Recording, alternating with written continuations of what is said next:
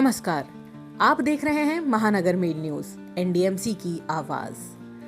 दिल्ली में वर्षों से संविदा पर काम कर रहे पैरामेडिकल और अन्य कर्मचारी के नियमितीकरण को लेकर एक बार फिर बड़ा सवाल खड़ा हो गया है।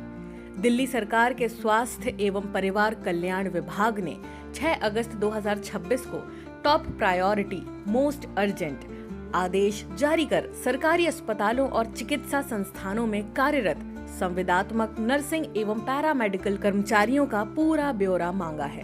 विभाग ने ये जानकारी 10 अगस्त तक उपलब्ध कराने के निर्देश दिए हैं, लेकिन इसी बीच सवाल उठ रहा है कि एनडीएमसी में वर्षों से काम कर रहे करीब 889 संविदा कर्मियों के नियमितीकरण की प्रक्रिया आखिर कब शुरू होगी।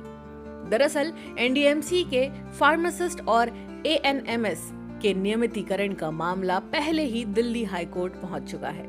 13 अप्रैल 2026 को दिल्ली हाईकोर्ट ने एनडीएमसी की याचिकाओं को खारिज करते हुए सीएटी के उस आदेश को बरकरार रखा जिसमें संबंधित कर्मचारियों के नियमितीकरण का रास्ता साफ किया गया था। हाईकोर्ट ने अपने फैसले में सुप्रीम कोर्ट के कई फैसलों का भी हवाला दिया।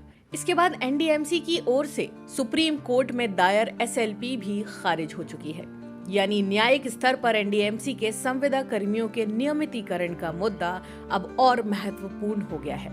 सवाल ये है कि जब अदालतों के फैसले सामने आ चुके हैं तो एनडीएमसी प्रशासन की ओर से व्यापक स्तर पर कार्रवाई क्यों शुरू नहीं की जा रही। गौर करने वाली बात यह भी है कि एनडीएमसी की काउंसलिंग नियमितीकरण को लेकर वर्ष 2014, 2023, 2024 और 2026 में कई बार प्रस्ताव पारित कर चुकी है। अध्यक्ष बदले, काउंसलिंग के सदस्य बदले, लेकिन वर्षों से संविदा पर काम कर रहे कर्मचारियों का इंतजार खत्म नहीं हुआ। सूत्रों के अनुसार एनडीएमसी के विभिन्न विभागों में करीब 889 संविदा कर्मी लंबे समय से अलग अलग पदों पर सेवाएं दे रहे हैं। इनमें data entry operator, clerical assistant, junior engineer, nurse और अन्य कर्मचारी शामिल हैं। ऐसे में अब एनडीएमसी प्रशासन से सवाल है, क्या इन सभी कर्मचारियों का विभागवार और पदवार रिकॉर्ड तैयार किया जा रहा है? क्या उनकी सेवा अवधि, योग्यता, नियुक्ति की प्रकृति और स्वीकृत पदों की स्थिति की जांच की जा रही है? और सबसे महत्वपूर्ण, पात्र संविदा कर्मियों के नियमितीकरण के लिए समयबद्ध प्रक्रिया कब शुरू होगी?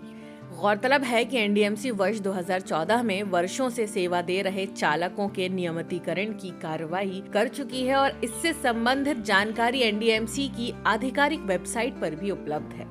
तो फिर सवाल उठना स्वाभाविक है कि अब लंबे समय से सेवा दे रहे इन 889 संविदा कर्मियों के मामले में नीति और प्रक्रिया स्पष्ट क्यों नहीं की जा रही। हालांकि ये भी स्पष्ट है कि अदालत के फैसलों के आधार पर हर संविदा कर्मी का स्वतः नियमितीकरण नहीं माना जा सकता।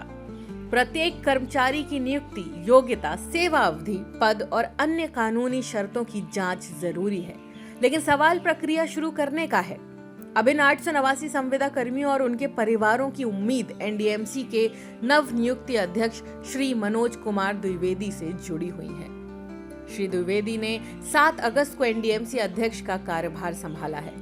अब देखना होगा कि अपने शालीन और कार्यकुशल प्रशासनिक नेतृत्व के लिए पहचाने जाने वाले नए अध्यक्ष महोदय इस लंबे समय से लंबित मुद्दे पर क्या रुख अपनाते हैं। क्या एनडीएमसी सभी पात्र संविदा कर्मियों का विभागवार सर्वे और स्क्रीनिंग कराएगी? क्या नियमितीकरण के लिए समयबद्ध प्रस्ताव तैयार होगा? और सबसे बड़ा सवाल, क्या 889 संविदा कर्मियों के वर्षों पुराने इंतजार का अब अंत होगा? फिलहाल इन कर्मचारियों और उनके परिवारों की निगाहें एनडीएमसी प्रशासन और नवनियुक्त अध्यक्ष श्री मनोज कुमार द्विवेदी के अगले फैसले पर टिकी हैं। अगर आपको ये जानकारी उपयोगी लगी हो तो वीडियो को लाइक करें, शेयर करें और महानगर मेल चैनल को सब्सक्राइब करना ना भूलें।